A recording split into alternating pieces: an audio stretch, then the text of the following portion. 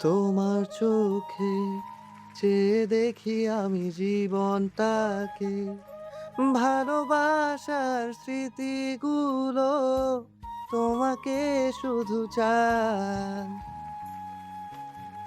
কিছু কথা, কিছু আশা নিয়ে জীবনটাতে, অনাবিল সব সুখের ছোঁয়ায় তোমাকেই কাছে চাই।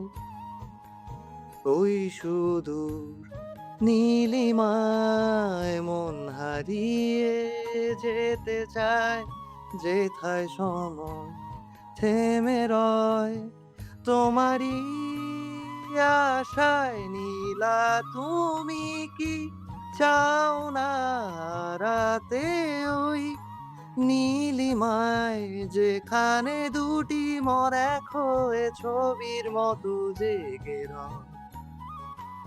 নীলা তুমি কি জানো না আমার হৃদয়ে ঠিকানা, যেখানে তোমার আমার প্রেম মিলে মিশে এক হয়।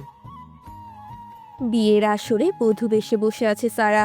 মুখের অবয়ব নিকষ কালো অন্ধকারের ন্যায়, চোখ গড়িয়ে নামছে বিরতিহীনভাবে নোনা জল। চোখ দুটো লাল রক্ত জবার ন্যায় লোহিত বর্ণ ধারণ করেছে। বুকে পাথর চাপা দিয়ে বিয়ের পিঁড়িতে বসেছে সে। হৃদয়ে একজনের ভালোবাসা ধারণ করে অন্য কাউকে বিয়ে করতে হচ্ছে। এর যে কষ্টের আর যন্ত্রণাদায়ক অনুভূতি বোধ হয় একটা মেয়ের জীবনে অন্য কিছুতে নেই। তীব্র কষ্টে ভেঙে চুরে যাচ্ছে হৃদয়, নিঃশ্বাস আটকে যাচ্ছে। বুক ফাটা আর্তনাদ, কেউ দেখছে না, কেউ শুনছেও না। কান্নারা উপচে উপচে পড়ছে। তার পাশেই বসে আছে ব্লু শার্ট আর কালো প্যান্ট পরিহিত একজন শ্যামবর্ণের যুবক, যাকে সারা চেনেও না, জানেও না। যার চেহারা খুব থমথমে আর গম্ভীর। মানুষের ভিড়ে বেশ কয়েকবার আর চোখে সে সারার দিকে তাকালো, কিন্তু সেই তাকানোর স্থিতিকাল বেশিক্ষণ নয়। সর্বোচ্চ 5 সেকেন্ডের বেশি সে তাকায়নি। এই মানুষটার সাথে আজই প্রথম দেখা, আর আজই তার বিয়ে। সারা চাইলেও মুখের ওপর না বলতে পারছে না। বলতে পারছে না এই বিয়ে সে করবে না, কেননা এই বিয়ে নিয়ে বিরোধিতা করায় তার বাবা তার মুখের উপর বলে দিয়েছেন সে যদি বিয়ে না করে তবে তিনি সুইসাইড করবেন।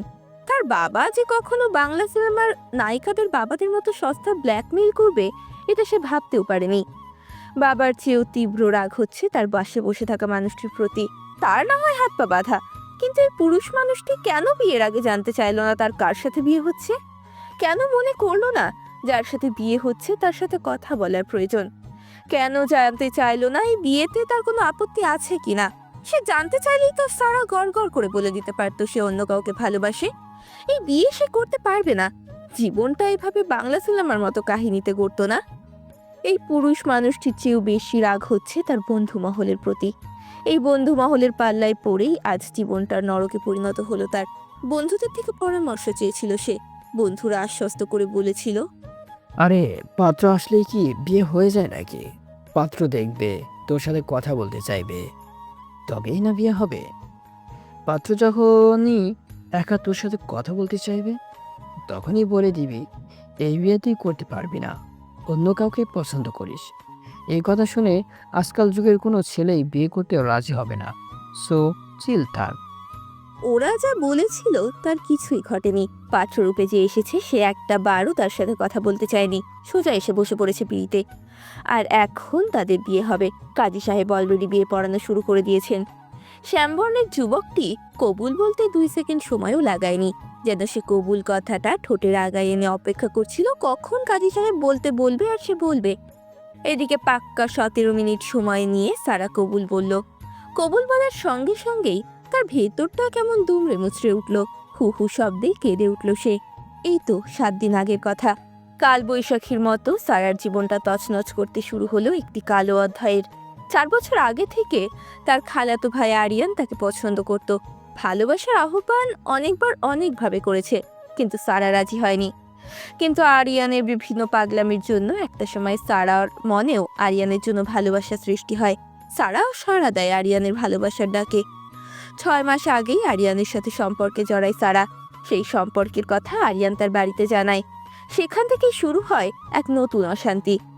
আরিয়ান তার মা বাবাকে কনভিন্স করানোর জন্য বিভিন্ন চেষ্টা চালাচ্ছিল, কিন্তু আরিয়ানের বাবা কোনোভাবেই নিজেদের আত্মীয় স্বজনের মধ্যে বিয়ে শাদির ব্যাপারে আগ্রহী নন। তাছাড়া তিনি একটু অহংকারী এবং দাম্ভিক স্বভাবের মানুষ। সারাদের থেকে তাদের আর্থিক অবস্থা ভালো হওয়ায় সারাদের বেশি একটা দাম দেন না। বাড়িতে আরিয়ানের অশান্তি দেখে সারার বাবাকে ফোন দিয়ে তিনি খুব অপমান করেন। বলেন, শোনো ইশতেহার, আত্মীয় স্বজনের মাঝে বিয়ে শাদী হলে সম্পর্ক নষ্ট হয়। আমি কোনোভাবেই আরিয়ান আর সারাহর বিয়ে মেনে নিব না। বুঝলাম না, মেয়ে কি লেলিয়ে দিয়েছ আমার ছেলের পিছে? মেয়ে প্রকাশ্য আরিয়ানের সাথে ঘুরে বেড়াচ্ছে, তোমার বাড়ি যাতায়াত করছে, অথচ তোমরা সেসব এলাও করছো। আমার ছেলে ঢাকা ইউনিভার্সিটি থেকে লেখাপড়া করেছে। আমার ইচ্ছা খুব ভালো ভার্সিটিতে পড়ুয়া কোনো মেয়ের সাথে বিয়ে দিব। সারার চেহারা ভালো, কিন্তু লেখাপড়ার দিকে তো কোনো খেয়াল নেই। কোনো বিদেশি বা আর্মি দেখে বিয়ে করিয়ে দাও, ওরা চেহারা খুব পছন্দ করে। আরিয়ানের বাবার ফোনটা কেটে গেলেই ইশতেয়ার হোসেন রাগে কাঁপতে থাকেন। কাঁপতে কাঁপতে মেয়েকে থাপ্পড় মারতে না পেরে থাপ্পড় মারলেন নিজের স্ত্রী জুয়ের গালে। দাঁত কিরমির করে বললেন, তোমার ভাগ্নে এ বাড়িতে ঘন ঘন কি জন্য আসে? আর মেয়ে কি করে সেসব দিকে খেয়াল রাখতে পারো না? বিবাহিত জীবনে প্রথমবার স্বামীর হাতে মার খেয়ে অবাক হলো জুই। ঘটনার পরক্ষণে জুই সবটা জানতে পারে। তারপরে ইশতেয়ার হোসেন প্রতিজ্ঞা করেন নিজের মেয়ের বিয়ে আরিয়ানের থেকে ভালো পাত্র দেখে করাবেন তিনি। পরক্ষণেই সারার ফোন কেড়ে নেন ইশতেয়ার হোসেন। 7 দিনের মাঝে পাত্র খুঁজে মেয়ের বিয়ে ঠিক করেন। পাত্রপক্ষকে কি বলে তিনি এনেছেন তা সারা জানে না, ইনফ্যাক্ট কেউই জানে না। পাত্রপক্ষ থেকে ঘরোয়াভাবে বিয়ে করতে এসেছে, 15 দিন পরে আনুষ্ঠানিকভাবে তুলে নিয়ে যাবে। বিয়ে শেষ হতেই সবাই সারা এবং সারার সদ্য বিবাহিত স্বামীকে রেখে রুম থেকে বের হয়ে গেল। দুজনেই চুপচাপ বসে আছে, কারো মুখে কোনো কথা নেই। সারা এক নাগারে কেঁদেই যাচ্ছে। সারার কান্না দেখে সারার পাশে বসা মানুষটি তার দিকে তার পকেট থেকে রুমাল বের করে সারার দিকে এগিয়ে দিয়ে গম্ভীর কণ্ঠে বলল, চোখের পানি মুছে নাও। মানুষটির কণ্ঠ শুনে সারা এবার চোখ তুলে তাকালো মানুষটির দিকে। চোখ দুটোর আগে জ্বলছে তার, জ্বলন্ত অগ্নি যেন তার চোখে। দাঁতে দাঁত চেপে তার পাশে থাকা মানুষটিকে ধাক্কা মেরে বলল, সরে যান আমার চোখের সামনে থেকে, একদম স্পর্শ করবেন না। মানুষটা অন্য গম্ভীর মানুষদের তুলনায় একটু বেশি গম্ভীর যেন। সদ্য বিবাহিত বউয়ের এমন আচরণে সে যেন হতবাক হলো। ভ্রুযুগল সুচালো করে প্রশ্ন ছুড়ল। Any problem? সারা আবার উছাজালো কণ্ঠে বলল, আমার সারা জীবনের কান্নার কারণ হয়ে এখন চোখের পানি মুছতে টিস্যু দিচ্ছেন? একটা সুন্দরী মেয়ে দেখলেই আর নাচতে নাচতে বিয়ে করতে চলে এলেন। একবারও জানতে চাইলেন না আমি এই বিয়েতে রাজি কিনা, আমার আপত্তি আছে কিনা। কিছুই না জেনে বেশরমের মতো বিয়ে করে নিলেন। আপনি একটা কথা কান খুলে শুনে রাখুন, কোনোদিন আপনাকে আমি স্বামী বলে মেনে নিব না। কোনোদিন ক্ষমা করব না আপনাকে। আপনার জন্য আজ আমার জীবনের এই হাল। আপনি আমার কত বড় ক্ষতি করেছেন তা নিজেও জানেন না। অপর পাশ থেকে এইসব কথার প্রতিক্রিয়া হিসেবে গম্ভীর কণ্ঠে ফেরত এলো, তোমার কি বলা শেষ? না, শেষ না। আপনি যা করেছেন তা সারা জীবন বললেও শেষ হবে না। মানুষটা হাত উল্টে ঘড়ি দেখলো, ঘড়ি দেখে বলল, এখন অনেক রাত, আমার আর টাইম নেই। বাসায় ফিরতে হবে, আগামীকাল অফিস আছে। যা যা বাকি আছে ওগুলো খাতায় লিখে রাখো, পরে আমি পড়ে নেব। এমন অদ্ভুত মানুষ সারা আগে দেখেনি। এত এত কথার বিপরীতে এটা ছিল তার উত্তর। মানুষটা রুম থেকে হাঁটা দিল, হাঁটা দিয়েও ফিরে এসে বলল, সারা জীবন বললেও যদি তোমার কথা শেষ না হয়, তাহলে যখনই সময় পাবে তখনই রেকর্ড করে রাখবে। এভাবেও যদি শেষ না হয়, তাহলে পরপারে গিয়েও বলতে পারবে। No problem. সারা এইবারে আরো রেগে গেল। অবাকের চরম পর্যায়ে গিয়ে সে তাকালো এই মানুষটির পথপানে। মানুষটা তো জাতা টাইপের নয়, যথেষ্ট স্মার্ট। সারার বর রুম থেকে বের হয়ে গেলে ইশতিয়ার চৌধুরী সারার রুমে এসে নতুন একটা ফোন দিয়ে বললেন, আজ থেকে এই নতুন ফোনটা চালাবে তুমি, এতে নতুন সিম আছে। সারা ফোনটা হাতে নিতেই একটা গ্রামীণ নম্বর থেকে মেসেজ এলো, প্রহর শেষে আলোয় রাঙা সেদিন চৈত্র মাস, তোমার চোখে দেখেছিলাম আবার সর্বনাশ। সারা কিছুটা অবাক হলো। নতুন ফোন, নতুন সিম, মেসেজ দিল কে? যশোর কলেজের অ্যাকাউন্টিং ডিপার্টমেন্টের সামনে দিয়ে প্যান্টের দুই পকেটে হাত গুছিয়ে হেঁটে যাচ্ছে একজন সুদর্শন যুবক। চোখে খয়েরি ফ্রেমের একটা চশমা, এদিক সেদিক কোথাও তাকাচ্ছে না, যাকে দেখে তাকিয়ে আছে হাজারো রমণী। অথচ যুবকটির দৃষ্টি স্থির রয়েছে সামনের দিকে, যার নাম রোশন সিদ্দিকী। কলেজের অ্যাকাউন্টিং ডিপার্টমেন্টে জয়েন করা সদ্য লেকচারার। বিগত 10 দিন সে কলেজে জয়েন করেছে, আর এই 10 দিনেই কলেজের মেয়েদের ক্রাশ রূপে পরিণত হয়েছে। প্রতিটা মেয়ে হাঁ করে তাকিয়ে থাকে। শিক্ষকরাও বুঝি এত সুদর্শন হয়? মেয়েদের মুখে এখন একটাই নাম, তা হচ্ছে রোশন সিদ্দিকী। আজ অনার্স ফার্স্ট ইয়ারের ইনকোর্স পরীক্ষা হলে গার্ড দেবে রোশন সিদ্দিকী। সিঁড়ি দিয়ে উঠে দোতলার বাম হাতের প্রথম রুমটার পেছনের দিকে বসেছে সারার বন্ধু মহল। দীপ্ত, মৃন্ময়, তন্ময়, ছোঁয়া আর সারা এসে গম্ভীর মুহূর্তে বসে আছে ছোঁয়ার পাশে।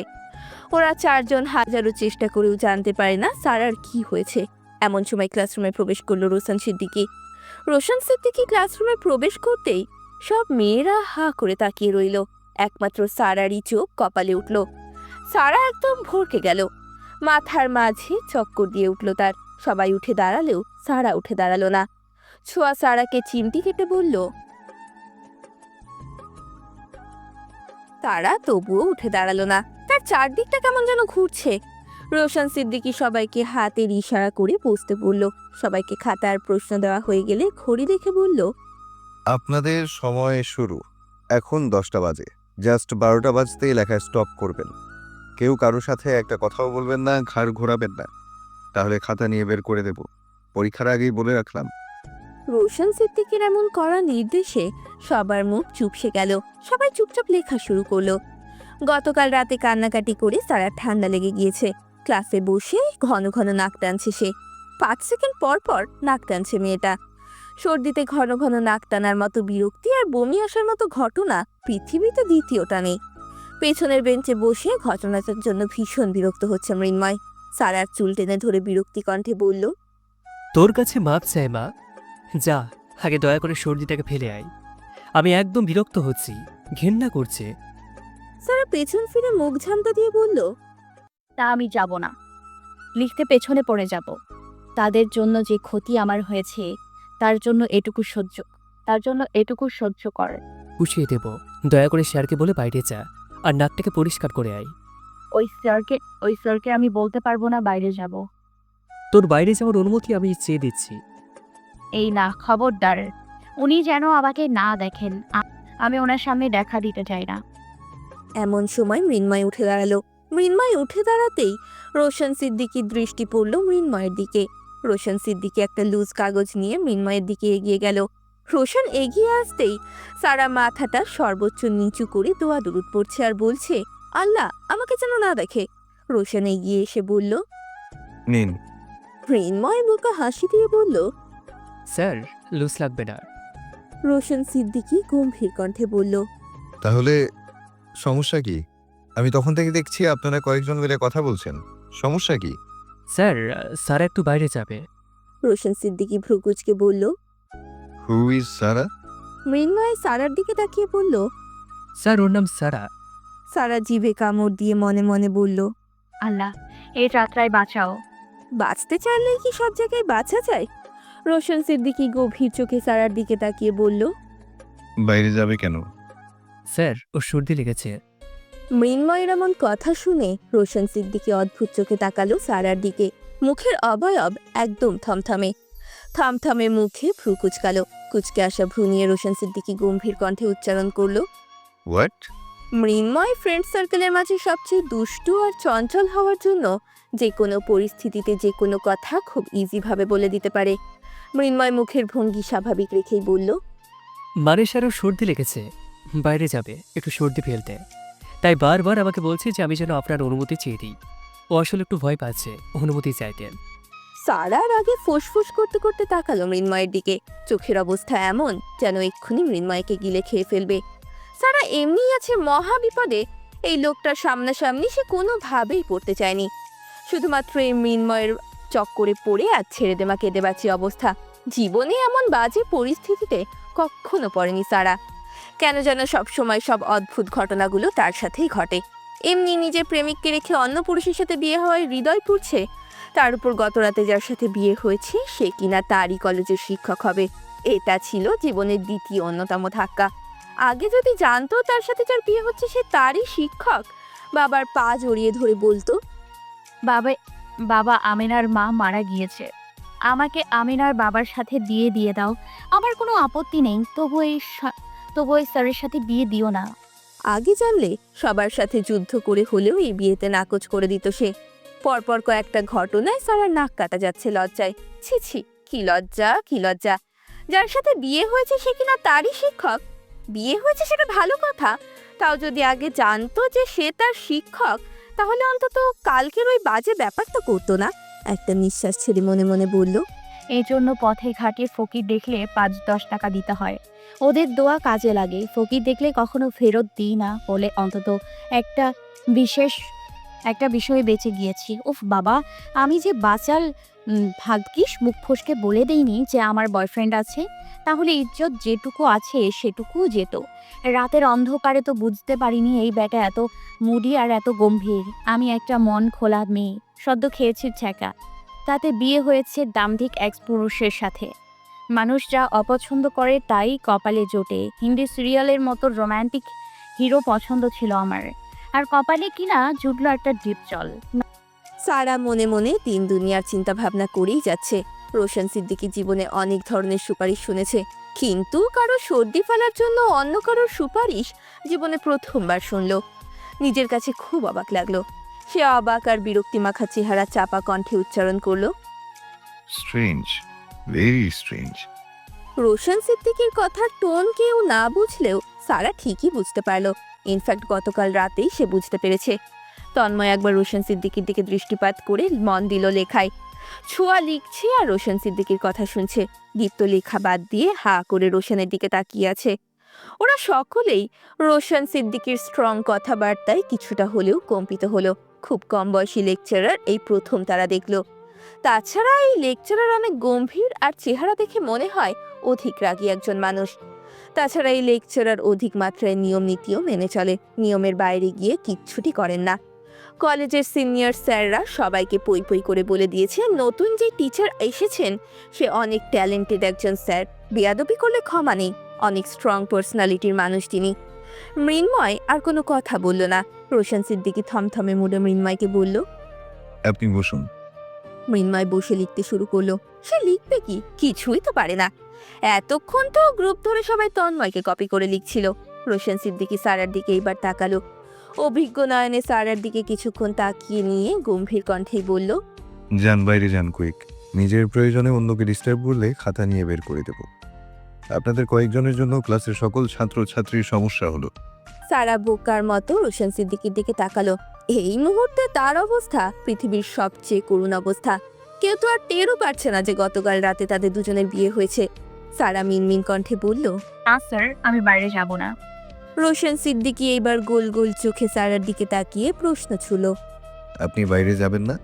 তাহলে তাকে ডিস্টার্ব করছেন কেন? মৃন্ময়ের দিকে তাকিয়ে কথাটা বলল, আসলে বাইরে গেলে আমার সময় নষ্ট হবে, লিখে আগাতে পারবো না। যদি বাইরে যাওয়ার জন্য অতিরিক্ত সময় দিন তাহলে যাব। আশেপাশের বেঞ্চের কয়েকজন সারার এমন সাহসী প্রশ্ন শুনে ভীষণ অবাক হলো। রোশন সিদ্দিকীর যা মুড, তাতে সাধারণ কথা বলাই ভীষণ মুশকিল। রোশন সিদ্দিকী ভ্রু কুচকালো। সারা সহ তার 4 জন বন্ধুর দিকে তাকালো। বেশ কৌতূহলী হয়ে প্রশ্ন করলো, ইনকোর্স পরীক্ষা, তাতে অতিরিক্ত সময় লাগবে? বাইরে যেতে আসতে 5 মিনিট সময় লাগবে। এই 5 মিনিটে কি লিখবেন আপনি? দেখি খাতা কি লিখেছেন? বাকিদের দিকে তাকিয়ে বলল, এ কি, আপনারা লিখছেন না কেন? ক্লাসে অন্যদের থেকে আপনাদের 5 জনের ভাবভঙ্গি আলাদা।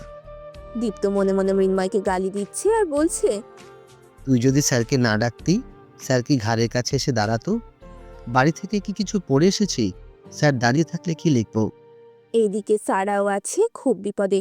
সে তো পরে তন্ময়ের বা ছোঁয়ার থেকে দেখে লিখবে বলে পুরো খাতা ফাঁকা রেখে দিয়েছে। এখন রোশন সিদ্দিকী খাতা দেখলে তার তো মান ইজ্জত সব যাবে। তার বাবা বিয়ের সময় বলেছে আমার মেয়ে খুব ভালো লেখাপড়ায়, পরীক্ষায় সব সাবজেক্টে 90-এর ঘরে থাকে। কিন্তু সারার বাবা তো আর জানেন না ছোটবেলায় তার মেয়ে ভালো ছাত্রী ছিল, সেসব ইন্টার অব্দি, তারপর তো গোল্লায় গিয়েছে। রোশন সারার খাতাটা টেনে নিল। খাতা খুলে অবাক নয়নে খাতার দিকে হা করে তাকিয়ে রইল। সারা লজ্জায় মরে যাচ্ছে। রোশন সিদ্দিকী খাতাটা সারার সামনে রেখে বলল, কার্ডটা দেখে লিখবেন বলে সব ফাঁকা রেখে গিয়েছেন। সারা আবারও মিনমিন কণ্ঠে বলল, কারোরটা নয়, নিজেই লিখবো। যতটুকু লিখেছেন ততটুকু কি নিজে লিখেছেন? জি স্যার।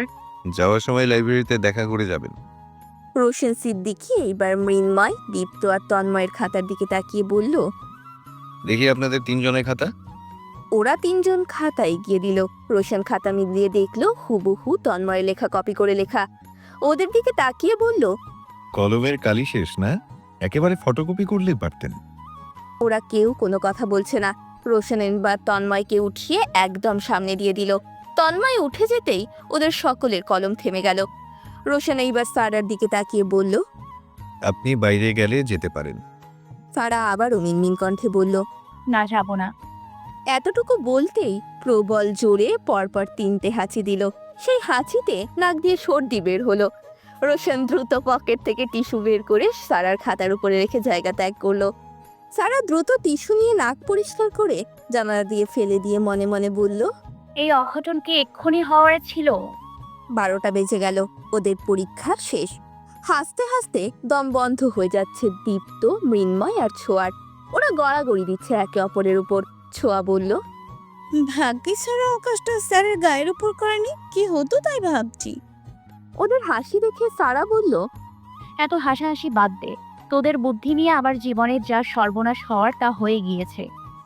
আজ এসে থেকে রাগ দেখাচ্ছিস, কি হয়েছে? মাঠে চল, বসে বলছি। ওরা মাঠের দিকে যাবে তখনই রোশন ওদের পাশ দিয়ে যাচ্ছিল। যাওয়ার সময় সারাকে উদ্দেশ্য করে বলল, আপনি লাইব্রেরিতে আসুন, আপনার স্পেশাল এক্সাম হবে। সারা ওর বন্ধুদের দিকে তাকিয়ে যেন এক্ষুনি কেঁদে দেবে এমন অবস্থা। কিসের আবার স্পেশাল এক্সাম? দীপ্ত বলল, স্পেশাল এক্সামটা কি রে ভাই? সেটাই তো বুঝছি না। কলেজের সব মেয়েরা ওনার কাছে স্পেশাল এক্সাম দিতে প্রস্তুত, সেখানে সারা কত লাকি, সুযোগ পেয়েছে। সারা চোখ পাকিয়ে ছোঁয়ার দিকে তাকালো। সারা তন্ময় হয়ে অ্যাকাউন্টিং ডিপার্টমেন্টের দোতলার ভবন দিয়ে হাঁটছে। দু চোখে তারায় ভাসছে লেকচারার রোশন সিদ্দিকীর গম্ভীর চেহারা। রোশন সিদ্দিকী যতক্ষণ ক্লাসরুমে সারার দিকে তাকিয়েছিল ততক্ষণ তার হৃৎপিণ্ড যেন থমকে গিয়েছিল। ভেবেছিল পরীক্ষাটা কোনো মতে শেষ হলেই সে বেঁচে যায়, কিন্তু এখন আবার রোশন সিদ্দিকীর মুখোমুখি হতে হবে। তাকে দিয়ে আবার কি সব স্পেশাল পরীক্ষা দেওয়াবে, কিছুই সারার মাথায় ঢুকছে না। গম্ভীর চিন্তায় মগ্ন হয়ে এলোমেলো পা ফেলে লাইব্রেরির দিকে এগোলো। লাইব্রেরির দিকে যত এগোচ্ছে ততই সারার হৃদয়ের স্পন্দন বেড়ে চলেছে। এই মুহূর্তে যেন হৃদয়ের মাঝে ঝড় উঠেছে। লাইব্রেরির সামনে এসে নিজের বুকে নিজেই একটা ফু দিয়ে রুমে উকি মারল। উকি মেরে দেখলো লাইব্রেরিতে রোশন সিদ্দিকী ছাড়া আর কোনো স্যার নেই। সারার বুকের টিপ টিপ বেড়ে গেল আরো কয়েক গুণ। মুহূর্তের মাঝেই সারার চঞ্চল মস্তিষ্ক চিন্তা করলো, ফাঁকা রুমে ডেকে আমার সাথে কি করতে চলেছে রোশন সিদ্দিকী? সে টিপ টিপ করে পা ফেলে ঠোঁটে ঠোঁট চেপে লাইব্রেরিতে প্রবেশ করলো। রুমে ঢুকেই বা পাশে রোশন সিদ্দিকীর টেবিল। টেবিলের উপর দুই পাশে সুন্দর দুটো ফুলদানি রাখা। রোশন সিদ্দিকী পায়ের উপর পা তুলে বাম হাতে কপাল ঠেকিয়ে গভীর মনোযোগে ফোন স্ক্রল করছে। পরনের ব্লু শার্টে তাকে মারাত্মক সুদর্শন লাগছে। কে বলেছে শ্যামবর্ণ অসুন্দরের প্রতিচ্ছবি?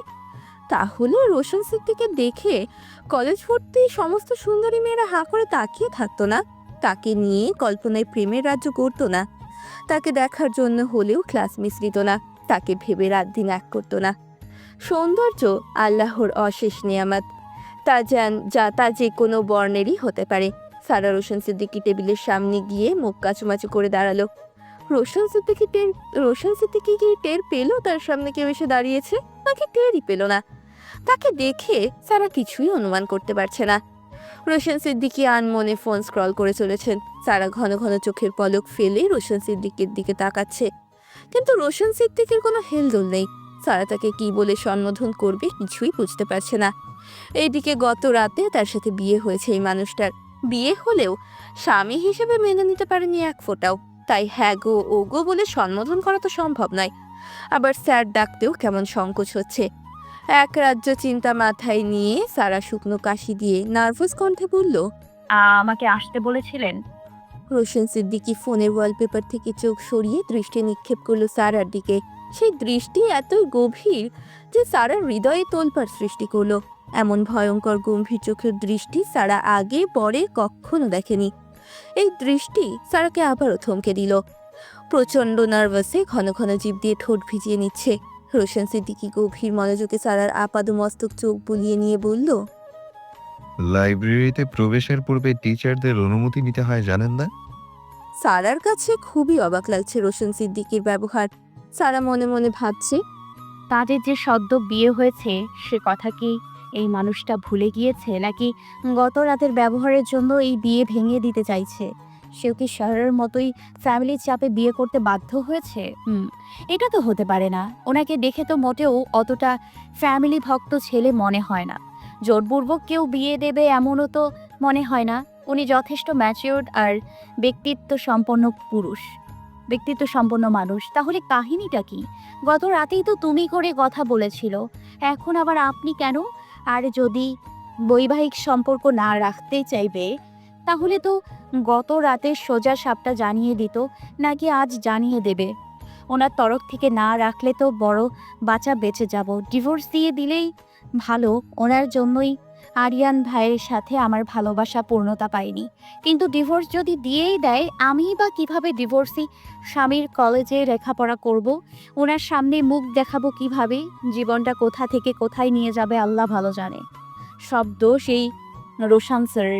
আমার জীবনটা টানা টানা করার পেছনে সম্পূর্ণ হাত ওনার।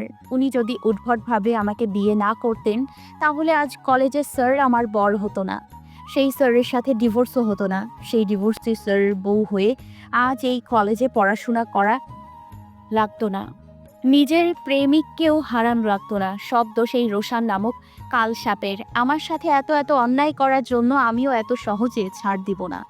আমাকে তো চেনে না, আমার নামও সারহা। সারা জীবন বান্ধবীরা ঝগড়ায় হেরে গেলে আমাকেই ডেকে নিয়ে যেত জিতেশ। মাত্র 1-1.5 মিনিটের মাঝে দুনিয়ার যত হাবিজাবি চিন্তা সারার মাথায় প্রবেশ করলো। রোশন সিদ্দিকী সারার উত্তরের অপেক্ষা করছে, অপলক দৃষ্টিতে তাকিয়ে আছে সারার দিকে। সারা আবারও কাচুমাচু মুখে উত্তর দিল, সরি, ভুল হয়ে গিয়েছে। আবার বাইরে গিয়ে অনুমতি নিচ্ছি।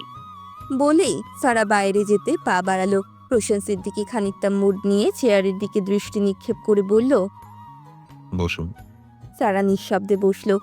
এক হাত দিয়ে আর এক হাত কচলাচ্ছে সে বুঝতে পারছে না এই গম্ভীর মুডের মানুষটা কেন তাকে এখানে ডেকে এনেছে।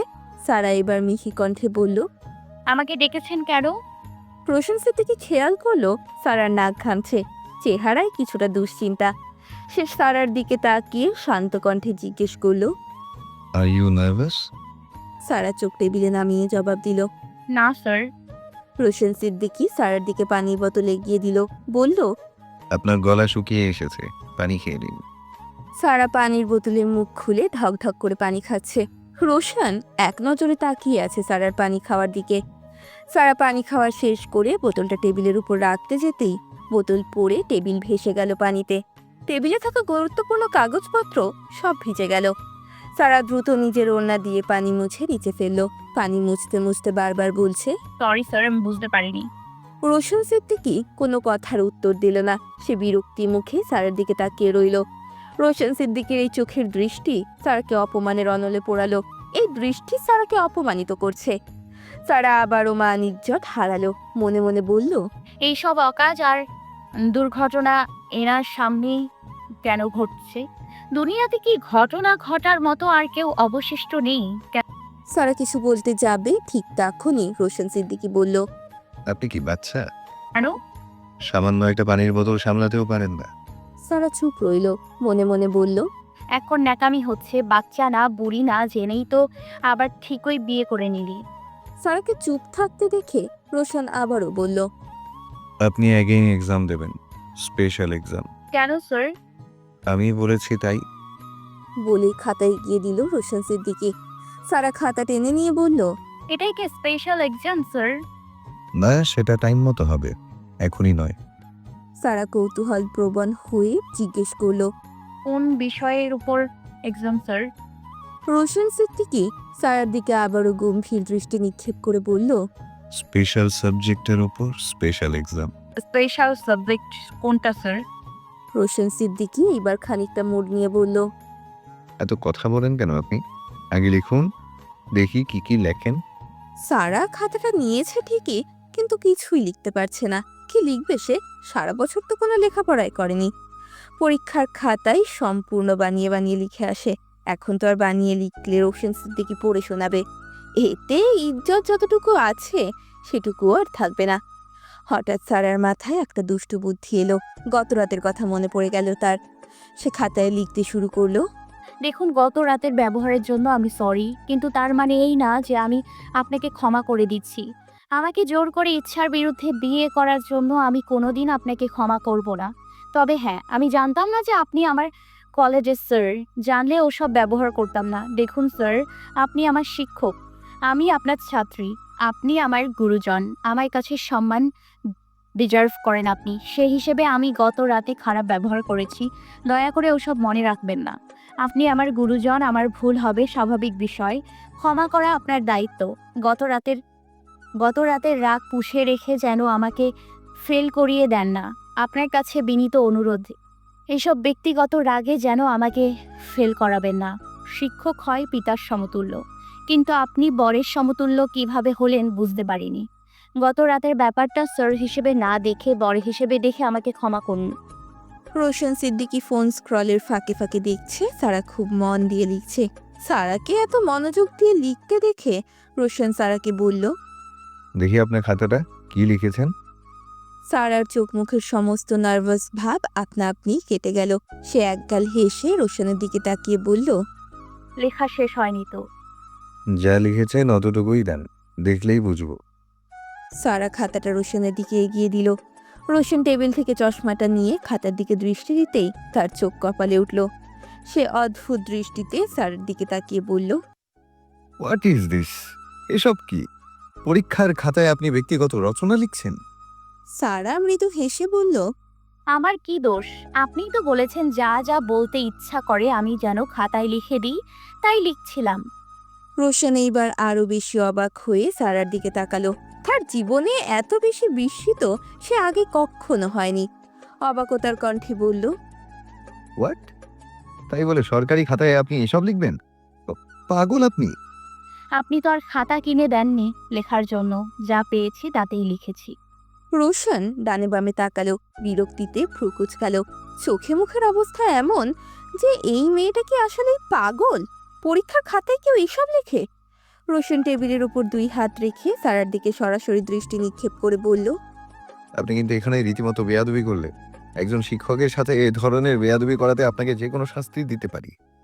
এসব কি উল্টাপাল্টা কাজ করছেন আপনি? সারা এবার মৃদু হেসে টেনে টেনে বলল, ছাত্রী যখন বউ শিক্ষকের, তখন তো এসব সহ্য করতে হবেই স্যার। রোশন এবার ছাছালো কণ্ঠে বলল, এইখানে কোনো আনঅফিসিয়াল কথাবার্তা বলবেন না। আনঅফিসিয়াল কাজ তো আপনিই করেছেন স্যার, আমাকে ডেকে এনে আলাদা পরীক্ষা নিচ্ছেন। রোশন এইবার ভ্রুযুগল সুচালো করে বলল, আমি যদি আগে জানতাম তুমি আমার ছাত্রী, ভুলেও বিয়ে করতাম না। সারা এবার কণ্ঠ ছাছালো করে বলল, আপনি কি শিশু? কেউ জানতে নিষেধ করেছিল? জানেননি কেন? সুন্দরী মেয়ে দেখে বিয়েতে আর না বলতে পারেননি, তাই না? আমি জীবনেও আপনাকে স্বামী হিসেবে মেনে নিব না। এটা গত রাতেই শুনেছি, নতুন কিছু থাকলে বলো। বুঝলাম না, একবার তুমি একবার আপনি, কাহিনী কি আপনার? প্রয়োজনের তুলনায় অতিরিক্ত কথা বললেই সব জানতা হওয়া যায় না। মানে আমার বউ আর অফিস দুটোই ভিন্ন। বউকে তুমি বলি আর ছাত্রীকে আপনি বলি। বউয়ের নজর আর ছাত্রীর নজরে অনেক ডিফারেন্স আছে আমার কাছে। যখন বউয়ের সাথে কথা বলি স্রেফ তুমি বলি। সারা রোশনের মতিগতি কিছুই টের পাচ্ছে না। রোশনের মনে কি চলছে তাও বুঝতে পারছে না। রোশন কি তাকে মেনে নেবে? কিছুই বোধগম্য হচ্ছে না। এরই মাঝে সারার ফোন বেজে উঠল, আর সেই ফোনে বেজে উঠল অদ্ভুত এক গান। তুই চাইয়া থাকো স্ক্যান কি কবি ক, তুই কইলেই তো আমি কমু হ। এই রিংটন তো সারা দেয়নি। এটা তার নতুন ফোন। ফোন নিয়ে আজই কলেজে এসেছে। মৃন্ময় নতুন ফোনের সেটিংস সব ঠিক করে দিতে গিয়ে নিশ্চয়ই এই অকাম করেছে। সারা লজ্জায় যেন এক্ষুনি পুঁতে যাবে। এটা কি জঘন্য গান বাজছে তার ফোনে। রোশন এইবার এত অবাক হলো যা প্রকাশের মতো নয়। মানে এমন জগা খিচুড়ি মার্কা ফালতু গান কোনো কলেজ পড়ুয়া মেয়ের রিংটন হতে পারে? রোশনকে অদ্ভুতভাবে তাকিয়ে থাকতে দেখে সারা আরও অপমানিত হলো। এই ঘটনার চেয়ে বড় অঘটন ছিল ফোনের স্ক্রিনে ভেসে ওঠা সেভ করা নাম্বারটা দীপ্তের। সারা আজকে সকালেই সেভ করেছে। রোশন গোল গোল চোখে তাকিয়ে আছে সেই নাম্বারের দিকে। ফোনের স্ক্রিনে ভাসছে ট্যাবলেটের স্বামী। এমন সিচুয়েশনে এর থেকে চরম লজ্জাজনক এই ঘটনা পৃথিবীতে আর একটাও নেই। সারার ইচ্ছে হচ্ছে লজ্জায় এক্ষুনি মরে যেতে, সাথে রোশনের অদ্ভুত চাহনি। সারা লজ্জায় মরি মরি হয়ে মুখের বদনে ফ্যাল ফ্যাল করে রোশনের দিকে তাকিয়ে বলল, স্যার এসব বন্ধুরা করেছে, আমি কিছুই জানি না। রোশন অদ্ভুতভাবে তাকিয়ে আছে। সে তাকিয়ে থেকেই বলল, সিরিয়াসলি? বলার কোনো ভাষা নেই আমার। আমি এখন উঠি স্যার। সারা ভাবছে কোনো মতে উঠে পালাতে পারলেই আমি বাঁচি। যাও। সারা উঠে হাঁটা দিল। রোশন পেছন থেকে ডেকে বলল, টাকা আছে? রোশন উঠে এলো। সারার হাতে 1000 টাকার 5টা নোট গুজে দিয়ে বলল। হাত খরচ রাখো। সারার চোখ জোড়া বড় বড় হয়ে গেল। সে এটার জন্য মোটেও প্রস্তুত ছিল না। এইবার রোশন বলল, মনিহারের সামনে আলতাফ ভাইয়ের দোকান ঠিক করে রেখেছি। কলেজ থেকে যাওয়ার সময় রেগুলার লাঞ্চ করে যাবে, যা ইচ্ছে হয় তাই খাবে, নিজেকে ক্ষুধায় কষ্ট দিবে না ভুলেও। এই কথাটার জন্য তো সারা আরো প্রস্তুত ছিল না। সে ড্যাব ড্যাব চোখে রোশনের দিকে তাকিয়ে বলল, আমি একা খেতে পারবো না, আমার বন্ধুরা সাথে থাকবে। রোশন বিরক্তি চোখে তাকিয়ে বলল, কলেজে সবাইকে নিয়ে খেতে যাও। বলেই হাঁটা দিল। আর সারা ফ্যাল ফ্যাল করে তাকিয়ে রইল রোশনের দিকে। তার চোখের সামনে বারবার ভাসছে ট্যাবলেটের স্বামী নামটা।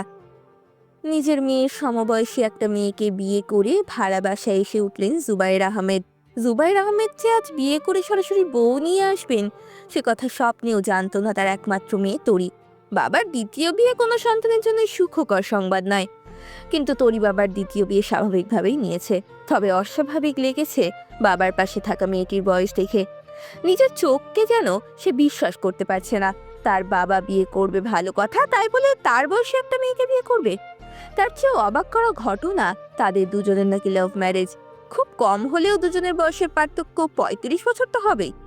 বয়সের এত গ্যাপে দুজনের মাঝে প্রেম ভালোবাসার সৃষ্টিটা হলো কিভাবে সেটা তরির ছোট্ট মস্তিষ্ক বোধগম্য হচ্ছে না। তরি ফ্যাল ফ্যাল নয়নে বিস্ময় ভরা বদনে তাকিয়ে দেখছে তার বাবা আর বাবার পাশে দাঁড়িয়ে থাকা মেয়েটির হাসি খুশি মুখ। তরির বাবা মেয়েটির কাঁধে হাত দিয়ে নিজের সাথে মিশিয়ে ধরে রেখেছেন।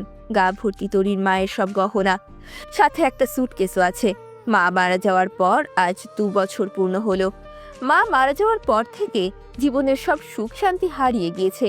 মা বেঁচে থেকেও তরির বাবা তরির প্রতি খুব একটা সহনশীল ছিলেন না, খুব একটা ভালো ব্যবহার কখনোই করতেন না। তরির মায়ের সাথেও খুব একটা ভালো ব্যবহার করতো না। মা মারা যাওয়ার পর থেকে বিয়ে করার জন্য তৎপর হয়ে পড়ে জুবাইর আহমেদ। পারিবারিকভাবে বিভিন্ন মেয়ে দেখা হয়েছে, কিন্তু তিনি পারিবারিক বিয়েতে করবেন না। বহু আগে থেকেই তার নজর সব কম বয়সী সুন্দরী নারীর দিকে। 2 বছর ধরে ঘুরতে ঘুরতে গত 3 মাস ধরেই কম বয়সী মেয়েটির সাথে সম্পর্ক।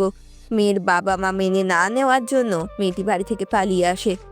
গ্রামের মানুষ যাতে আজে বাজে কথা বলতে না পারে তাই জুবাইর আহমেদ বাসা ভাড়া নিয়েছে। সেখানে নিজের মেয়ে তরিকে নিয়ে 7 দিন আগেই উঠেছিল তিনি। আর আজ তার নতুন বিয়ে করা বউ নিয়ে উঠেছে। জুবাইর আহমেদ তার পাশে থাকা মেয়েটিকে ফিস ফিস করে বলছে, বাসা পছন্দ হয়েছে তোমার? মেয়েটি লাজুক হেসে জবাব দিল, তুমি পাশে থাকলে সব জায়গায় সুন্দর আমার কাছে। তরি এইবার আরো অবাক হলো। তার চোখ দুটো কপালে উঠল। এইটুকু মেয়ে কিনা তার বাবাকে তুমি করে বলছে? তখনই জুবাইর আহমেদ ডাকলো, তরি কোথায় তুমি? তরি চোখ মুখ স্বাভাবিক করে নিজের রুম ছেড়ে ডাইনিং এ এসে দাঁড়ালো। জুবাইর আহমেদ বললেন, ওর নাম দিশা, তোমার নতুন মা। আর দিশা আমার একমাত্র মেয়ে তরি। তরি চোখ তুলে তাকালো দিশা নামক মেয়েটির দিকে। দিশাকে নিয়ে তার মনে হাজারটা প্রশ্ন। কৌতূহলী মন নিয়ে তাকিয়ে আছে তরি। দিশা বলল, কিছু বলছো না যে তরি? আমাকে দেখে কি তুমি খুশি হওনি? তরি সবসময়ের জন্যই শান্তশিষ্ট। খুব একটা হাসি খুশি উত্তেজিত ভাব এসব কিছুই তার মাঝে নেই। যাকে এক কথায় বলে ইন্ট্রোভার্ট মেয়ে। দিশার কথায় স্বাভাবিকভাবে বলল, অখুশি হইনি, তবে অবাক হয়েছি। আসুন ভিতরে আসুন। তরি, দ্রুত ইলিশ মাছ ভাজি করে আনো আর মুরগির মাংস রান্না করো। দুটোই দিশার পছন্দের খাবার। ভাত যেন নরম না হয়, দিশা ঝরঝরা ভাত ছাড়া পছন্দ করে না। বলেই জুবাইর আহমেদ নিজের রুমে প্রবেশ করলেন। রুমে যেতে না যেতেই তরির কানে ভেসে এলো দিশার কণ্ঠ। ছাড়ো আমায়, লজ্জা করছে, এখন না পরে। তরির কান ঘৃণায় জ্বলে উঠল, রেডি করে উঠল তার শরীর। লজ্জার ঘৃণায় দ্রুত জায়গা পাল্টালো। কিচেনে গিয়ে ভাত বসিয়ে দিল। ইলিশ মাছ ভাজা করতে করতে ভাবছে নতুন বউয়ের প্রতি কত কেয়ার আর যত্ন তার বাবার, অথচ তার এক বিন্দু পরিমাণ যত্ন তার প্রতি নেই। কোনোদিন জিজ্ঞাসা পর্যন্ত করেনি কি ভালো লাগে কি খারাপ লাগে। মা মারা যাওয়ার পর বিগত 2 বছরে কেউ তরির অসুস্থতা, পছন্দ অপছন্দের খোঁজ, ভালো মন্দ কিছুরই খোঁজ নেয়নি। এই দুনিয়াতে এমন কেউ নেই যে তরির একটু ভালো থাকার কথা জিজ্ঞেস করবে। হয়তো এমন কেউ আর তার জীবনে আসবেও না। রান্না শেষ হয়ে গেলে তরি জুবাইর আহমেদকে ডেকে বলল, বাবা রান্না শেষ, ডাইনিংয়ে খাবার দেবো। জুবাইর আহমেদ তার বেডরুমের দরজা খুলে বললেন। খাবার রুমে দিয়ে যাও।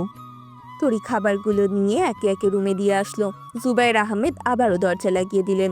সম্ভবত নতুন বউয়ের গালে তুলে খাইয়ে দেবেন তিনি। খাবার দিয়ে আসার 5 মিনিটের মাঝে জুবাইর আহমেদ আবার তরিকে ডাকলো। বেশ কঠিন গলাতেই ডাকলেন। তরি আবার জুবাইর আহমেদের রুমে প্রবেশ করলো। জুবাইর আহমেদের রুমে যেতেই জুবাইর আহমেদ তরির গালে সশব্দে একটা থাপ্পড় মেরে বলল, ইচ্ছা করে ভাত নরম করেছো তাই না? সৎ মা সহ্য করতে পারছো না? সে আসতে না আসতেই তার সাথে খারাপ ব্যবহার শুরু করেছো। যদি দিশার সাথে কোনো খারাপ ব্যবহার করো, তোমাকে 7 দিনের মাঝে আমি বিয়ে দিয়ে দেবো। কথাটা কান খুলে শুনে রেখে দিও। দিশা ওর বাবার আদরের রাজকুমারী, এখানে যেন ওর কোনো কষ্ট না হয়। নিঃশব্দে তরির চোখ দিয়ে পানি পড়ছে। সে তার বাবার দিকে তাকিয়ে ভাবছে, প্রতিটা মেয়েই তার বাবার রাজকুমারী হয়, শুধু আমিই বাদে। কলেজ ক্যাম্পাসে পায়চারি করছে তন্ময়, মৃন্ময়, দীপ্ত আর ছোঁয়া। ওরা বুঝতে পারছে না গম্ভীর রোশন সিদ্দিকী সারাকে কেন ডেকে নিয়ে গিয়েছে। ঘন্টাখানেক সময় তো অলরেডি অতিবাহিত হয়ে গিয়েছে। ওদের মাথায় ঢুকছে না এই কাহিনীর আসল রহস্য। সারাকে ফোন দিলেও আর ফোন তুলছে না। মৃন্ময় আর দীপ্ত বেশি চঞ্চল। ওরা দুজনে এই 1 ঘন্টায় হাজারটা কারণ খুঁজে বের করেছে। তন্ময় মেধাবী, বিচক্ষণ ছেলে। ওর টেনশন ফ্রি আছে, কারণ তন্ময় জানে একজন লেকচারার বড়জোর 2টো জ্ঞান দেবে, তার বেশি কিছুই বলবে না। ছোঁয়া তন্ময়কে বলল, এই তুই এত চুপচাপ শান্তশিষ্ট আছিস কিভাবে? দেখছিস আমরা সারার জন্য টেনশনে মরে যাচ্ছি। তন্ময় শার্টের হাতা গোটাতে গোটাতে বলল, আমার জন্য তো টেনশনের মধ্যে দেখলাম না তোকে কোনোদিন। মাঝে মধ্যে আমার জন্য তো একটু টেনশন করতে পারিস। দীপ্ত ছোঁয়ার দিকে তাকিয়ে বলল, পরীক্ষা শেষ হোক, শালা লুচ্চামি বের করব। এখন কিছু বলতে পারছি না, কারণ পরীক্ষা দেখে দেখে লিখতে হবে। শালা, তুই তো আরও বড় ধান্দাবাজ। এইভাবেই বুঝি মেয়ে পটাস? তাই তো বলি, আমার তো চেহারা সুরত অতটাও খারাপ না। মামি, চাচি, খালা, ফুপু, বুন্ডি, আপুরা সব দ্বীপের জন্য। চেয়ে দেখ, নাগিনীর মতো ভয়ঙ্কর রূপে এগিয়ে আসছে সারাহ। মনে হচ্ছে মানুষের মাঝে আজ ঝাঁটা দিয়ে পেটাবে নিশ্চিত। তারাকে দেখি মনে হচ্ছে প্রচণ্ড রেগে আছে। সকলে এসেই বলল আমাদের জাহান্নামে পাঠাবে, আমাদের জন্য ওর সর্বনাশ হয়েছে। কাহিনীটা কি? যারা যে রাগী, আমাদের জন্য ওর কোনো ক্ষতি হলে আজকে শিওর ওর পায়ের জুতো আমাদের গলায় যাবে।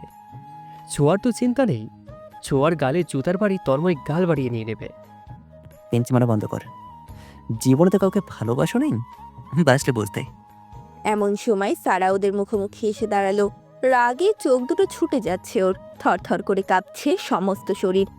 হাতে থাকা প্রশ্ন, ফাইল, কলম ওদের গায়ের উপর ছুঁড়ে মেলে বলল, তোমার মতো কুত্তামার্কা বন্ধু বান্ধব কপালে জুটেছিল বলেই আজ এত বড় সর্বনাশ হলো আমার। মৃন্ময় সহজ সরল মুখে সারার দিকে ফ্যাল করে তাকিয়ে থেকে প্রশ্ন করলো, কেন আপু, কি করেছি আমরা? কি অপরাধ আমাদের? সারা অগ্নি চোখে মৃন্ময়ের দিকে তাকিয়ে বলল, শোন, রাগাবি না আমাকে, মানুষের মাঝে জুতা খুলে পেটাবো। আপু, আজ সকাল থেকে আপনাকে এত হট লাগছে কেন? এত হট কেন হয়ে আছেন? এদিকে কলেজের চকলেট বয় হট লেকচারার ডেকে নিয়ে যাওয়াতে আরো হট লাগছে। কাহিনী কি? ওসব হোয়াটসঅ্যাপটার দেখে ওর কিছু আসে না, ওর জন্য আরিয়ান ভাই আছে।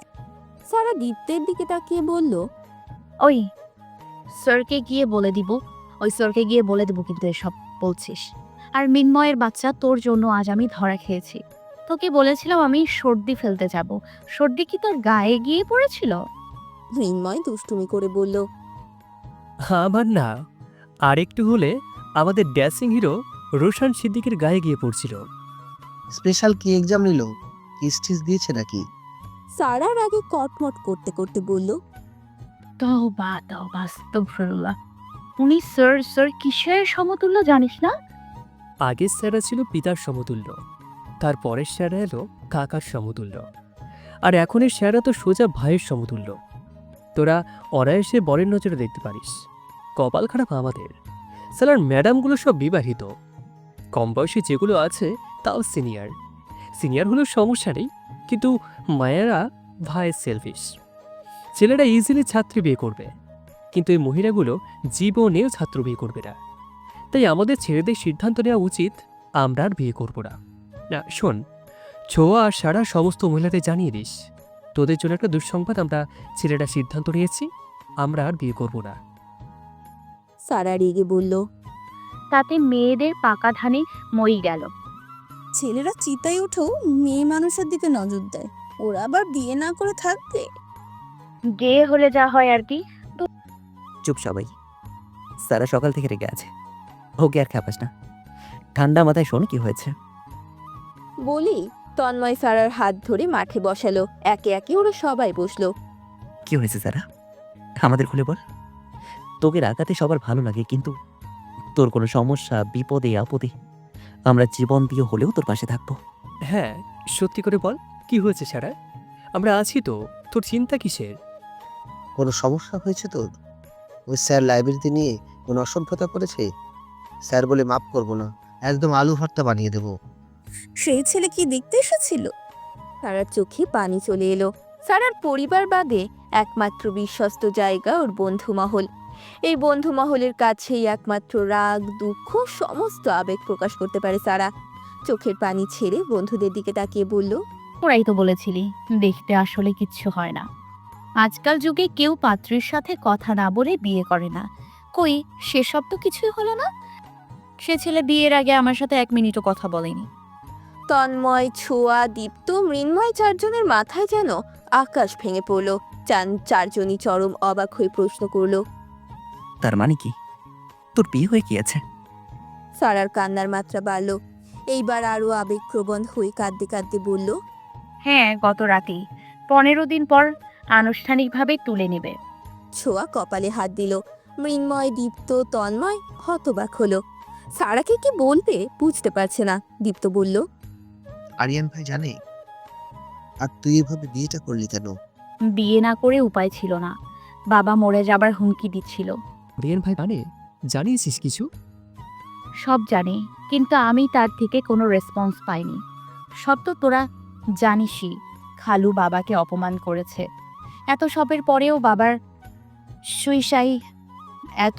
পরেও বাবার সুইসাইডের হুমকি রেখেও আরিয়ান ভাইকে মেসেজ দিয়েছিলাম যে চলুন আমরা পালিয়ে যাই, পরিবার পরে মেনে নেবে, কিন্তু উনি আমাকে ফিরিয়ে দিয়েছেন। বলেছেন ফ্যামিলির বাইরে গেলে 2 পরিবারের শত্রুতা কোনো দিন কমবে না। আমি যেন বিয়েটা করে নিই। বাহ বাহ, তারপর প্রেম করার জন্য সারা জীবন পিছু পিছু ঘুরলি, আর এখন বিয়ের সময় পরিবারের কথা ভাবতে আছে। প্রেম করার আগে ওর তুই তাহলে ওই ছেলেটার জন্য কাঁদছিস কেন? তোর কি চোখের পানি এত সস্তা? এমন 3rd ক্লাস ছেলের জন্য ফেলবি? তুই কেন ওই ছেলের সাথে পালিয়ে যাওয়ার প্রস্তাব দিতে গেলি? ও তোর পায়ে ধরে ঝুলবে। শোন, ছেলেদের ভালোবাসায় ঘাটতি থাকলে এইভাবে অনায়াসে ছেড়ে দেয়। ওই ছেলে থেকে মন থেকে ভালোবাসলেই পরিবারের দোহাই দিত না, নিজের বাবা মাকে কনভিন্স করে তবেই ছাড়তো। তোর বাবার পা ধরতো প্রয়োজনে, তোকে পাওয়ার জন্য যুদ্ধ ঘোষণা করত। এর জন্য 1 ফোঁটা চোখের পানি ফেলিস না সারা। তুই এমনি সুখী হবি, দেখে নিস। আরিয়ান ভাই এভাবে আমার হাত ছেড়ে দেবে ভাবিনি।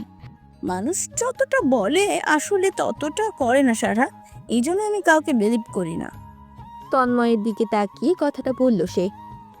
পৃথিবীর সবাই এক নয় ছোঁয়া, তন্ময় সারার দিকে তাকিয়ে বলল, প্লিজ এভাবে কাঁদিস না সারা। তুই কান্না করেছি, আমাদের কষ্ট হচ্ছে। আমার সাথে এমন কেন হলো তন্ময়?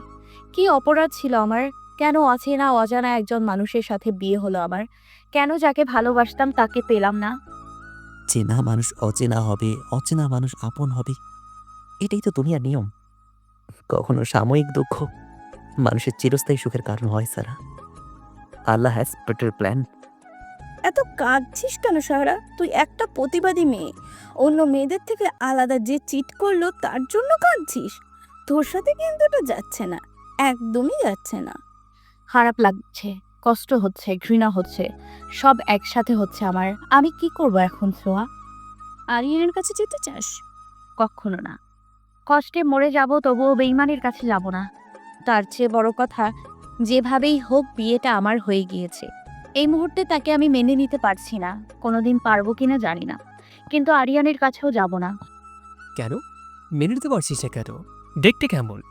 সারার চোখের সামনে ভেসে উঠল রোশনের শ্যামসুন্দর চেহারা, পুরু ভ্রুজোড়া, গোল গোল চোখ দুটো।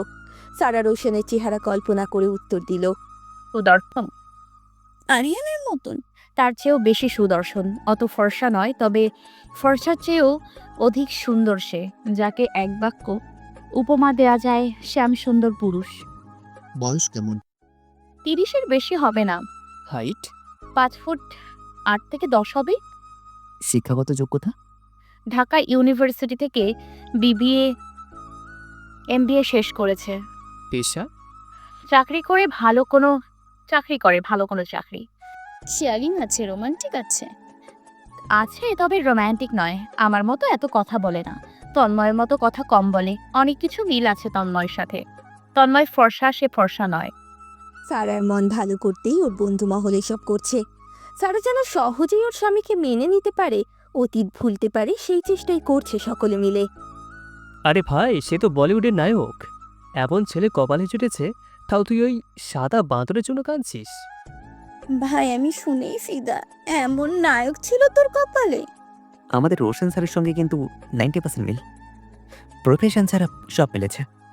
সারার বুক ধুক করে উঠল। এই জন্যই তন্ময় এতটা মেধাবী, কিভাবে যেন সবটা বুঝে যায়। সারা মুখ মলিন করে বলল, আমি মেনে নিতে পারছি না, কিছুতেই না। কেন? আমার একটু সময় লাগতো তন্ময়। হুট করে একজনের থেকে প্রতারিত হয়ে অন্য কাউকে অ্যাকসেপ্ট করতে পারবি তোরা? কেউ? এটা অবশ্য ঠিক, কেউ কারো পরিস্থিতি বোঝে না। তবে দেখিস, খুব দ্রুত ওই সাদা বান্দরকে ভুলে যাবি। জীবনে বেটার কিছু পেতে খারাপ সব অটোমেটিকলি রয়ে যাবে। আমার মন বলছে তোর জীবনে উত্তম কেউ এসেছে। তোর বর যদি কেয়ারিং হয়, তুই এমনি আরিয়ানকে ভুলে যাবি। এমন সময় মৃন্ময়ের ফোন বেজে উঠল। মৃন্ময়ের বোন পিহু ফোন দিয়েছে। মৃন্ময় ফোনে কথা বলে ফোন কাটলো। কে ফোন দিয়েছে? কি আর বলবো ভাই, আজকাল কাকু আর দাদুরা জিতে যাচ্ছে, আমাদের কপালে বউ নেই। কেন? বাসায় নাকি নতুন ভাড়াটিয়া এসেছে, তার বয়স 50-এর বেশি। সে নাকি এক কোচি মেয়েকে বিয়ে করে এনেছে, তার বাসর সাজাতে যেতে বলেছে। চিন্তা করা চাই, তাও আবার লাভ ম্যারেজ। তোর বাসায় তাহলে যেতে হবে একদিন, শিখে আসবো কাকা কিভাবে পটালো মেয়ে। বাড়ি যাওয়ার সময় হলো। সবাই সারাকে বোঝালো। আবারও যাওয়ার সময় ছোঁয়া বলল, সারা, একদম আরিয়ানের নাম ভুলে যা। জন্ম মৃত্যু বিয়ে কিন্তু আল্লাহর হাত। দেখবি তুই সুখী হবি, এই মানুষকে তুই ভালোবাসবি। অতীত একদম ভুলে যা।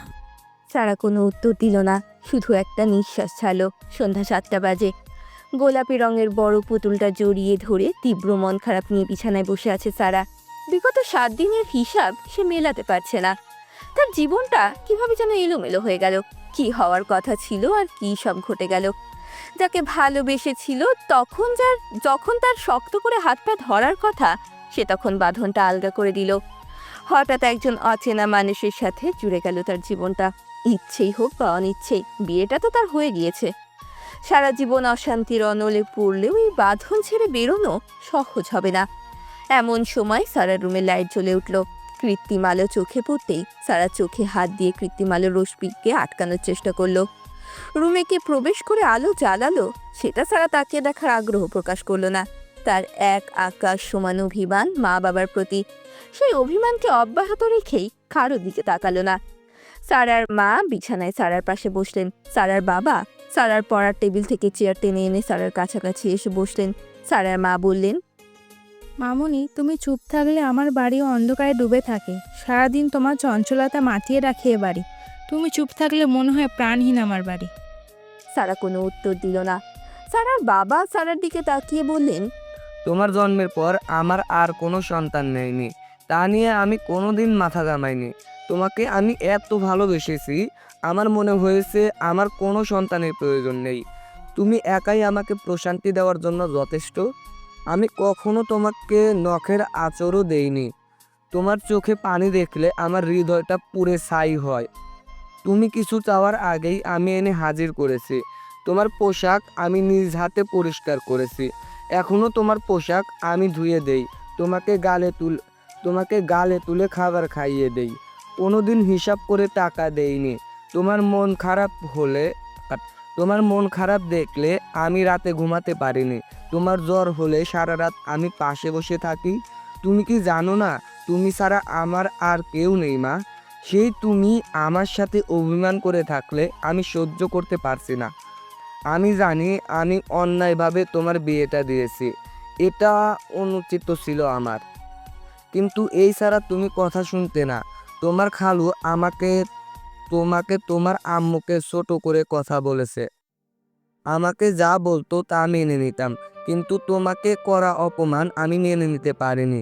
আমি তোমার বাবা, আমার কলিজার টুকরো তুমি। যে বাবা তোমার জন্য এত কিছু করতে পারে, সে কি তোমার জন্য যেন তেন পাত্র বাছাই করবে? পৃথিবীর উত্তম পাত্রটাই তোমার জন্য খুঁজে এনেছি। একদিন তুমি বলবে, বাবা মা সন্তানের খারাপ চায় না। মা বাবার কথায় সারার হৃদয়টা কেমন যেন ফেটে যাচ্ছে। সত্যি তো এটাই, তার বাবার মতো কেউ তাকে ভালোবাসে না। তবুও কেন যে এত অভিমান করছে সে? সারা তার বাবার দিকে তাকিয়ে চোখের পানি ছেড়ে দিল। সারার চোখে পানি দেখে সারার বাবা উঠে দাঁড়ালেন। মেয়ের মাথাটা বুকের সাথে মিশিয়ে নিয়ে বললেন, নিচে রোশান অনেকক্ষণ এসে অপেক্ষা করছে তোমার সাথে কথা বলার জন্য। আমাদের সাথে ঘন্টা খানিক গল্প করেছে। অনেক বুদ্ধিমান ছেলেটা, ভারী বুদ্ধির ছেলে। তোমার কোনোদিন অসুবিধা হবে না, দেখে নিও। সারা কাঁদতে কাঁদতে বলল, আমাকে ক্ষমা করে দাও বাবা, আমার জন্য খালু তোমাকে অপমান করেছে। আমি কোনোদিন ওদের সাথে কথা বলবো না। আমার পাগলিটা, আমি শুধু তোমার হাসি খুশি মুখটাই দেখতে চাই মা। রোশানের নাম্বারটা নাও, নিয়ে একটা মিস কল দাও। তুমি মিস কল দিলেই ওই উপরে আসবে। যদিও আসতে চাচ্ছিল না, আমরাই বলেছি। সারার বাবা রোশনের নাম্বারটা বলল। সারা ফোনের নাম্বারটা তুলে নিল। সারার মা রুম ত্যাগ করার সময় সারাকে বলল। সারার বাবা বলল, তুমি কি নতুন সময়ে আমাকে কম জ্বালিয়েছিলে? আমি জামাইকে বলে দিয়েছি আমার মেয়ে সব হুহাত সব বায়না সে মাথা পেতে নিবে। বলতে বলতে সারার মা বাবা রুম ত্যাগ করলেন। সারা রোশনের নাম্বারে মিসড কল দিল। মিনিট দুয়েকের মাঝেই দরজায় কেউ টোকা দিল। সারা বুঝতে পারলো রোশন আছে তার দরজায়, তাই বিনা ভনিতায় বলল, ভেতরে আসুন। সারা চোখের পানি মুছে স্বাভাবিক হয়ে জানালার কাছে গিয়ে দাঁড়ালো। খুব সাবধানতা অবলম্বন করলো সে। এইবার যেন অন্তত রোশনের সামনে কোনোভাবে বেয়াজ্জতি না হতে হয়। সারার পরনে কমলা রঙের একটা থ্রি পিস। ফর্সা শরীরে কমলা রঙের আভায় আরো বেশি ঝলমল দেখাচ্ছে সারাকে। জানালার কাচ সরিয়ে জানালায় হেলান দিয়ে বুকে হাত বেঁধে থমথমে মোটে দাঁড়ালো সে। রোশন একটা কাশি দিয়ে সারার রুমে প্রবেশ করলো। রুমে প্রবেশ করতেই চোখ গেল জানালায় দাঁড়িয়ে থাকা হলুদ অপসরীর দিকে। রোশন দরজায় দাঁড়িয়ে থমকে গেল। সারা সত্যিই অপরূপ সৌন্দর্যের অধিকারী। কয়েক সেকেন্ড তাকিয়ে রোশন চোখ নামিয়ে নিল। এইভাবে এক দৃষ্টিতে কোনো নারীর দিকে তাকানো এক প্রকার ছ্যাঁচড়ানো ছাড়া আর কিচ্ছু হতে পারে না। রোশনের পরনে blue jeans, blue T shirt. লম্বা চওড়া মানুষটাকে ব্লু জিন্স আর ব্লু টি শার্টে সকালের চেয়ে আরো বেশি সুদর্শন দেখাচ্ছে। মানুষটার প্রতি সারার তীব্র রাগ, কিন্তু সে যে সত্যিই সুদর্শন তাকে দেখে যে চোখ ফেরানোর মতো নয় সেটা অস্বীকার করার কোনো উপায় নেই। রুমের ফ্যান বন্ধ। রোশন সুইচ বোর্ডে হাত রাখলো। ফ্যানের সুইচ কোনটা আন্দাজ করতে না পারায় রুমের লাইট অফ হয়ে গেল। রুমের লাইটটা অফ হতেই সারা ঝাঝালো কণ্ঠে বলে উঠল, মতলব কি আপনার? রুমের লাইট অফ করলেন কেন? সাথে সাথেই আবারও রুমের লাইট জ্বলে উঠল। রোশন শান্ত চোখে সারার দিকে তাকিয়ে দেখলো সারা ঝোঁকরুটে মুটে তাকিয়ে আছে। রোশন প্যান্টের পকেটে হাত গুজে সোজা হয়ে দাঁড়িয়ে বলল, সমস্যা কি তোমার? এত লাউডলি চিৎকার দিলে কেন? সারা জিভ দিয়ে ঠোঁট ভিজিয়ে নিয়ে বলল, আপনি হুট করে লাইট অফ করলেন, আমি ভেবেছি। রোশন জানালার দিকে এগিয়ে গেল সারার কাছাকাছি। সারার সান্নিধ্যে গিয়ে ভ্রু কুঁচকে বলল, কি ভেবেছ? কি ভাববো? একটা ছেলে একটা মেয়েকে দেখে লাইট কেন অফ করবে? রোশন আশ্চর্যজনকভাবে সারার দিকে তাকালো, ভীষণ অবাক হয়ে ডানে বামে তাকালো, আশ্চর্যজনক মুখভঙ্গিতে বলল, এত নেগেটিভ মাইন্ডের কেন তুমি? ফ্যানের সুইচ দিতে গিয়ে লাইট অফ হয়ে গিয়েছিল। ও, তা আগে বলবেন না, আমি ভয় পেয়েছি। ভয় ভীতি এসবও আছে তোমার মধ্যে? যে ঝগড়ুটে মেয়ে তুমি। আপনি কিন্তু আমাকে অপমান করছেন। বিয়ের পরের দিন সদ্য বিয়ে করা বউকে অপমান করছেন। রোশন আবারও অবাক হয়ে ভ্রু কুঁচকে জিজ্ঞেস করলো। বউ? রোশনের মুখে বউ শব্দটা শুনে লজ্জা পেল সারা। টপিক চেঞ্জ করতে বলল, বিয়ে যখন হয়েই গিয়েছে, বউ ছাড়া আর কি? বউকে তো আর আন্টি রাখবেন না।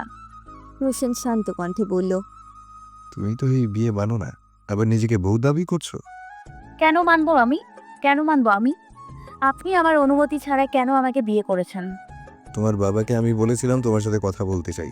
তোমার বাবা বললেন তুমি নাকি লাজুক পাতা, লজ্জায় কথা বলতে চাও না। সারা বুঝলো এখানে রোশনের কোনো দোষ নেই, তবু ঝগড়ায় জিততে এটা মোটেও স্বীকার করা যাবে না, তর্ক চালিয়ে যেতে হবে। সারা আবারও বলল, সে যাই হোক, আমার জায়গায় আপনি থাকলে কি এই বিয়ে মানতেন? আপনি আমার চেয়ে আরো বেশি বলতেন। তোমার মতো এত ইম্যাচিওর কথাবার্তা আমি কোনোদিনও বলতে পারতাম না। তা বলবেন কেন? আপনার আর আমার বয়স তো এক না।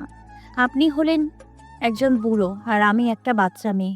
এইটুকু বয়সে জুটলো একটা সুগার ড্যাডি।